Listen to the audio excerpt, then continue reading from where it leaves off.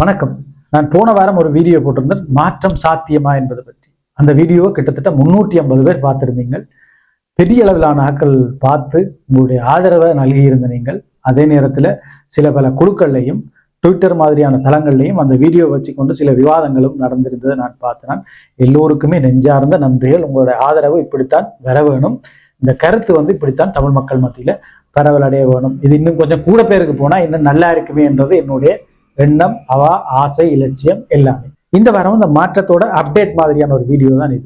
இப்ப மாற்றம் எப்படி இருக்குன்றதை பற்றி. மாற்றம் ஒரு சுவாரஸ்யமான சொல், அதிகம் கவர்ச்சியான ஒரு சொல், அதிகம் அரசியல் சூழல்ல இந்த மாற்றம் என்று வந்தாலே அது அப்படியே பற்றி பிடிக்கும். அதுதான் இங்கே நடந்திருக்கு. இந்த மாற்றம் ஏன் எங்கள் மத்தியில இப்ப பேசப்படுது என்ற ஒரு கேள்விக்கு நாங்கள் சுருக்கமா பதில் காண வேணும். அதற்கு பதில் என்று சொன்னால் ஜேவிபி அந்த மாற்ற அலைதான்.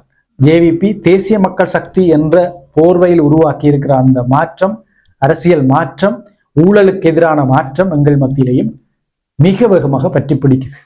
அது ஜேவிபி மீதான பற்றி பிடிப்பாகவும் மாறுது. குறிப்பாக எங்களுடைய இளைஞர்கள் அந்த பற்றி பிடிப்பை செய்ய தொடங்கி இருக்கிறோம். தமிழ் தேசிய அரசியலுக்கு ஆபத்தா, பாதிப்பா, நல்லதா, கெட்டதா எல்லாம் இந்த பேசுறது இந்த வீடியோட நோக்கம் அல்ல. ரைட்.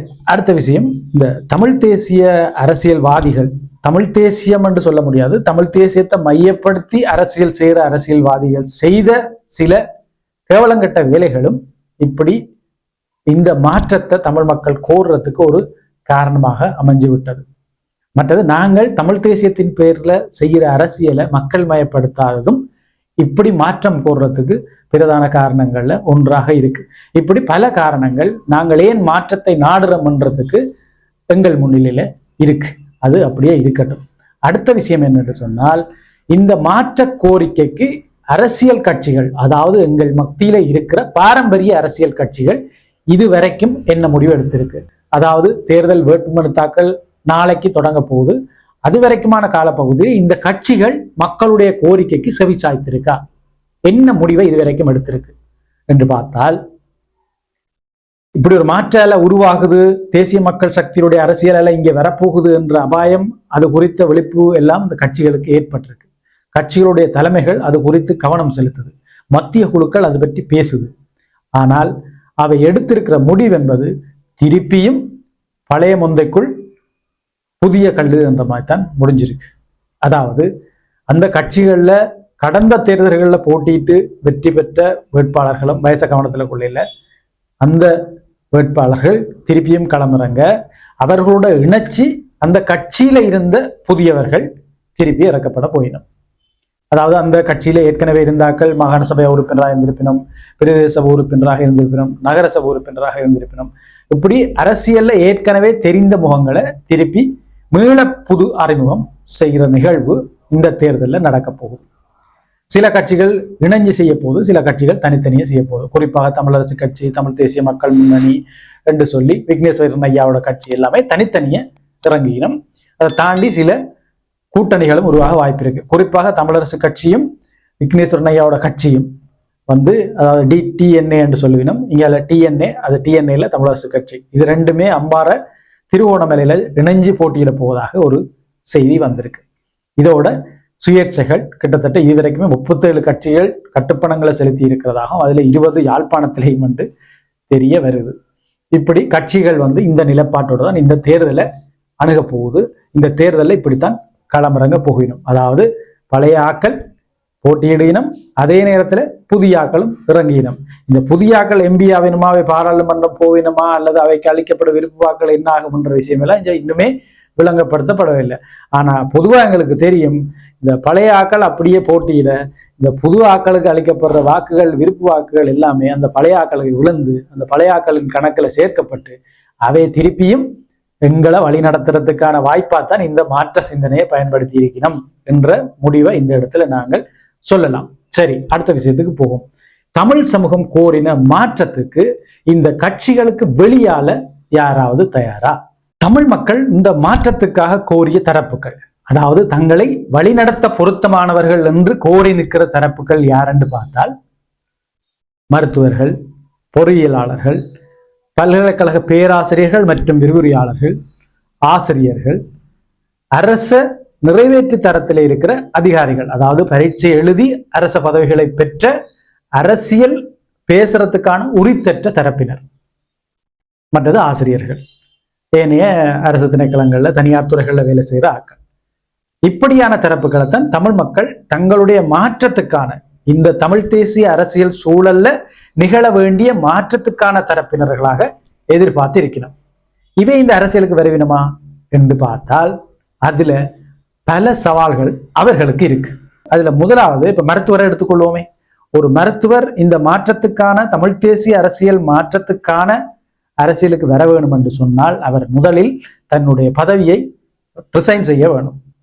அதாவது 5 வருஷம் ரிசைன் செய்துட்டு தான் இந்த அரசியலுக்கு வர வேணும். தேர்தலில் போட்டியிட்டு வெற்றி பெறுவார், வெற்றி பெறாதெல்லாம் அடுத்த கட்டம். ஆனா திருப்பி அவர் இப்ப என்ன நிலையில மருத்துவத்துறையில இருக்கிறாரோ அதே தரத்துல அதே சம்பளத்தோட அவருக்கு வேலை கிடைக்குமா கிடைக்காதா என்பதெல்லாம் ஐமிச்சமாகவே இருக்கு. கடந்த கால தேர்தல்களில் போட்டியிட்ட மருத்துவர்கள் பல பேர் இன்றைக்கும் தங்களுடைய வேலைகளுக்காக, வேலைகளை மீள பெற்றுக் கொள்றதுக்காக போராடி கொண்டு இருக்கணும். அதே மாதிரி நான் ஏற்கனவே சொன்ன இந்த அரசு துறைகள்ல உயர் பதவிகள்ல இருக்கிற நிறைவேற்று தரத்தில் இருக்கிற அதிகாரிகள், அதாவது பரீட்சை எழுதி ஒரு பதவிக்கு போனவர்கள், அவர்களோட அந்த நியமனத்திலேயே எழுதியிருக்கும் அரசியல் பேசுறதுக்கு உரித்தற்றவர்கள், அந்த தரப்பினர் இதுக்குள்ள வாரத்துக்கும் பல்வேறு சிக்கல் இருக்கு. அவர்களுடைய இலட்சியம், கனவு எல்லாமே அந்த துறை சார்ந்ததாக இருக்கும். அரச நிர்வாகத்துறை சார்ந்ததாக இருக்கும், அரச கல்வித்துறை சார்ந்ததாக இருக்கும். எனவே ஒன்று அவர்கள் அதை விட்டுட்டு வர மாட்டேன், வந்தா ரிசைன் செய்துட்டு தான் வர வேணும்.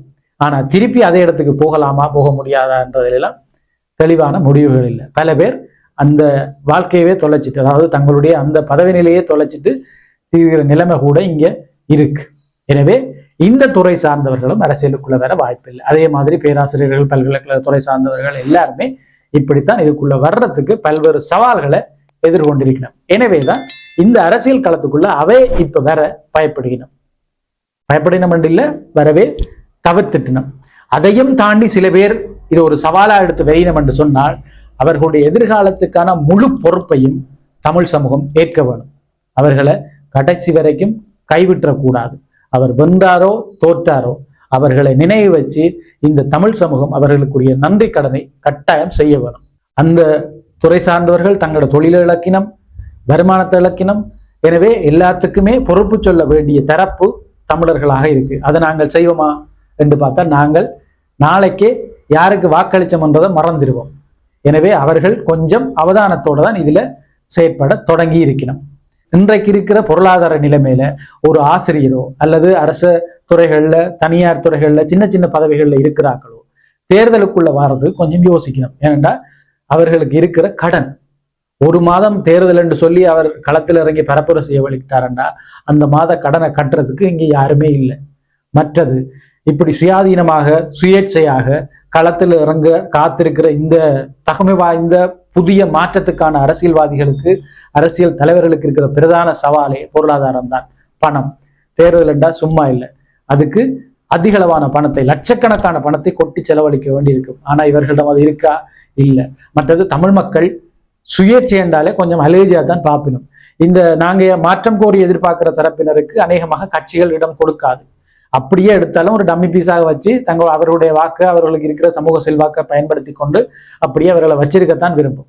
எனவே இந்த சுயேட்சையாக களமிறங்கினா தமிழ் மக்கள் அந்த சுயேட்சைகளை நம்பி ஒரு பாராளுமன்ற தேர்தல் வாக்களிக்க தயாராக இல்லை. எனவே அவர்கள் வெற்றி பெறுறதெல்லாம் ஒரு அரிதான விஷயம்தான். இந்த அரிதான விஷயத்தில் கால் தடம் பதிக்க இந்த ஆளுமைகள் கொஞ்சம் பின்னிக்கிறார்கள், யோசிக்கிறார்கள், தயங்குகிறார்கள், அச்சப்படுகிறார்கள். இதுதான் இன்றைக்கு இருக்கிற உண்மை. மாற்றம் கோருகிற தரப்பினர், மாற்றம் விரும்பி இந்த அரசியலை மாற்ற நினைக்கிற தரப்பினர் இந்த விஷயங்களை கவனத்தில் கொள்ள வேணும். இந்த சவால்கள் எல்லாத்துக்குமே வெளியா ஒரு தரப்பு இருக்கு. அது யார் என்று சொன்னால் சட்டத்தரணிகள். நாங்கள் அதிகம் விமர்சிப்போம் இந்த தமிழ் தேசிய அரசியல் என்பது சட்டாம்பியார்களின் அரசியலாக மாறி போச்சு என்று சொல்லி. அதுக்கு பிரதான காரணமே நான் ஏற்கனவே சொன்ன இந்த சவால்கள் தான். அரசு துறையிலேயோ அரசுக்கு வெளியில இருக்கிற துறையிலேயோ இருக்கிற ஆளுமைகள் அரசியலுக்கு வர்றதுல பல சவால்கள் இருக்கு. ஆனா அந்த சவால்கள் சட்டத்தரணிகளுக்கு இல்லை. அவர்கள் ஒரு பாராளுமன்ற உறுப்பினராகவும் இருக்கலாம், ஒரு மாகாண சபை உறுப்பினராகவும் இருக்கலாம், அரசியல்ல எந்த கட்டத்திலையும் எந்த பதவிகளிலையும் இருக்கலாம். அதே நேரத்தில் அவர்கள் நீதிமன்றத்துல தோன்றி வழக்கு ஆடலாம், தமிழ் தேசிய அரசியலில் வெகு சில சட்டத்தரணிகள் தான் அரசியல்வாதியாக ஒரு பாராளுமன்ற உறுப்பினரான பிறகு நீதிமன்றத்துக்கு போகாதார்கள், அதாவது வழக்காட போகாதார்கள். மற்ற அநேகமானவர்கள் நீதிமன்றத்துக்கும் போயினும் பாராளுமன்றத்துக்கும் போயினும்.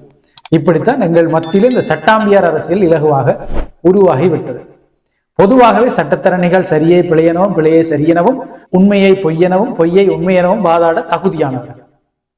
தமிழ் மக்கள் எதிர்பார்க்கிற நேர்மையான தூய்மையான உண்மையான அரசியலுக்கு சட்டத்தரணிகள் பொருத்தமானவர்களா என்ற விவாதம் சந்தேகமெல்லாம் மிக நீண்ட காலமாகவே இருக்கு.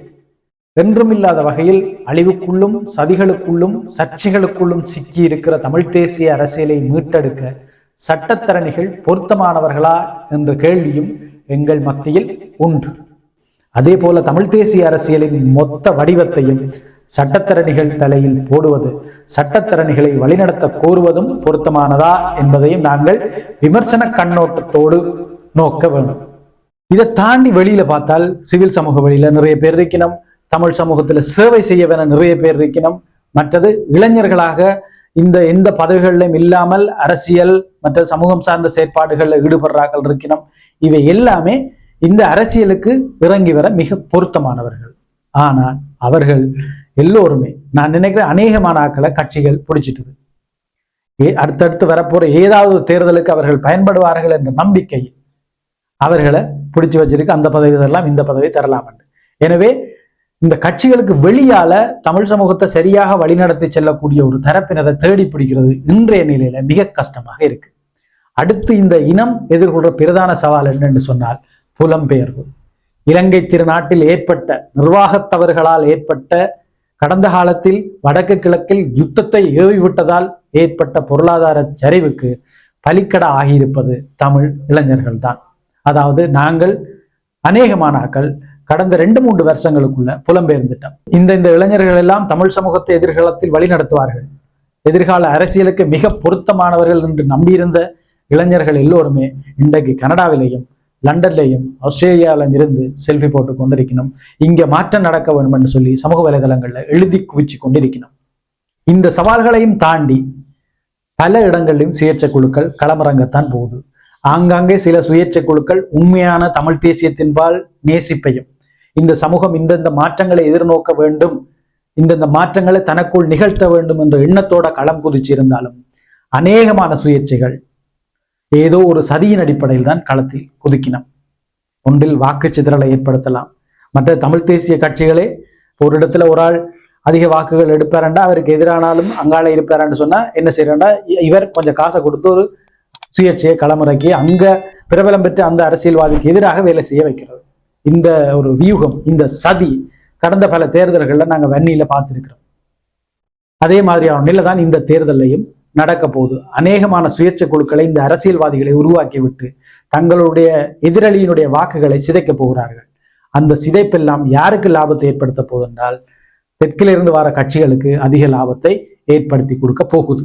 எனவே இந்த மாற்றம் கோரிய தரப்பினர் இந்த விடயத்தில் கொஞ்சம் யோசிக்க வேணும். எங்களுக்கு முன்னாலே இவ்வளோ சவால்கள் இருக்கு. சரியான புத்திஜீவிகளையும் தமிழ் சமூகத்தை வழிநடத்தி செல்றவர்களையும் அடையாளம் காண்றதுல பல சிக்கல்கள் இருக்கு. நாங்கள் திடீரென்று ஒரு புரட்சியை எதிர்பார்க்கிறோம். ஜேவிபியில் நடந்த மாற்றம், தெற்கில் நடந்த மாற்றம் உடனடியாக இங்கே நடக்கணும்னு எதிர்பார்க்கிறோம். அது சாத்தியமே இல்லை. நாங்கள், அதாவது இங்கே இருக்கிற சிவில் சமூக அமைப்புகள், நிறுவனங்கள், அரசியல்மயப்பட்ட நிறுவனங்கள், கட்சிகள் எல்லாமே தங்களுடைய ஈகோக்களை விட்டு சுயாதீனமான இளைஞர் கட்டமைப்புகளையும் அரசியல் அணிகளையும், சிந்திக்கக்கூடிய, களத்தில் இறங்கி செயலாற்றக்கூடிய அரசியல் அணிகளையும் சிறு வயதிலிருந்தே வளர்த்து வராத விட்டால் இப்படித்தான் ஒவ்வொரு தேர்தலுக்கும் நாங்கள் ஆக்களை தேடிக்கொண்டிருப்போம். அவர்கள் கிடைக்காத வெறுமையே உருவாகும். ஜேவிபி இந்த தேர்தலை, அதாவது தேசிய மக்கள் சக்தி இந்த தேர்தலை இவ்வளவு குறுகிய காலத்துக்குள் நடத்துறதுக்கு தயாரானதெல்லாம் எங்களை இலக்கு வச்சுதான். அவர்களுக்கு வடக்கு கிழக்கில் அதிகளவு ஆசனங்கள் போக வேணும், வடக்கு கிழக்கில் செல்வாக்கு வேணும் என்று சொன்னால் இங்க மாற்றம் என்ற ஒரு சிந்தனையை உருவாக்கி தமிழ் தேசிய அரசியல்வாதிகள் பற்றி அவர்கள் பிழை செய்யலை என்று நான் சொல்ல வரையில, இந்த தமிழ் தேசிய அரசியல்வாதிகள் மீது ஒரு காழ்ப்புணர்வை கொட்ட வச்சு மாற்றத்துக்கு இவர்கள் பொருத்தமே இல்லை, இந்த தமிழ் தேசிய அரசியல்வாதிகள் எல்லோருமே பிழையானவர்கள் என்று எல்லாத்தையுமே ஒரு பக்கம் தள்ள வச்சுட்டு அந்த மாற்றம் கோரி வெற்றிடமாக இருக்கிற அந்த இடைவெளியை தெற்கிலிருந்து வர தேசிய மக்கள் சக்தி மாதிரியான கட்சிகள் நிரப்பிக்கொள்ளத்தான் இந்த சந்தர்ப்பத்தை உருவாக்கி இருக்கிறார்கள். மிக விரைவாக நாங்கள் புதிய புரட்சியாளர்களை தேடி பிடிக்க முடியாது. நான் ஏற்கனவே சொன்ன மாதிரி இங்க புரட்சிக்கு தயாராக யாரும் வேற தயாரா இல்லை. இங்க எல்லாமே வெறுமையா இருக்கு. இப்படி பல்வேறு சவால்கள் மாற்றத்துக்கு உருவாகி இருக்கிற இந்த சூழல்ல இந்த தமிழ் கட்சிகளும் தமிழ் மக்களும் செய்ய வேண்டியது ஒன்றே ஒன்றுதான்.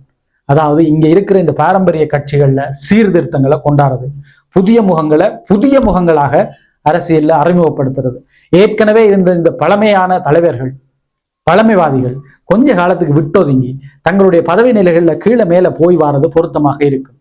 அவர்கள் ஒரு ஆலோசகர்களாக இருந்து கொண்டு புதியவர்களையும் புது ரத்தங்களையும் இந்த அரசியலுக்குள்ள கொண்டு வாரது, அவர்களை தமிழ் மக்கள் மத்தியில பிரபல்யப்படுத்துறது, அவர்களுடைய ஆளுமையை வளர்க்கறதுக்கு என்னென்னலாம் செய்யலுமோ அதை எல்லாத்தையும் செய்கிறது, அரசியலை மக்களுக்கு கற்பிக்கிறது. இன்றைக்கு 2000ஆம் ஆண்டு பிறந்த பிள்ளைகளுக்கு தமிழ் தேசியம் என்றா என்னென்று தெரியல. அந்த கேள்வி அவை கேட்கணும். தமிழ் தேசியமே பிழை என்று சொல்லினோம். அவர்களுக்கு ஒரு அரசியலை வெளிப்படுத்துகிற வேலையைத்தான் இந்த தலைவர்கள் செய்ய வேணும், தமிழ் மக்கள் செய்ய வேணும். இங்க இருக்கிற எல்லா நிறுவனங்களும், சமூக செயற்பாடுகளில் ஈடுபடுற எல்லா நிறுவனங்களும் அதை செய்ய வேணும். இதை தவற விட்டோமே என்றால் தெற்கு அலையோட நாங்கள் காணாமலே போய்விடுவோம். நன்றி.